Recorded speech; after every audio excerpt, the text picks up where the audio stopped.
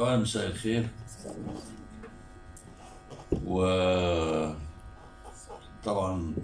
بشكر الأستاذ أشرف على المجهود اللي هو بيعمله، والندوات اللي هي بتكرم ناس مهمين جدا. يعني أنا الشهر اللي فات كنت موجود، بنتكلم على صديق وأخ لنا اللي هو الدكتور عصام الشماع،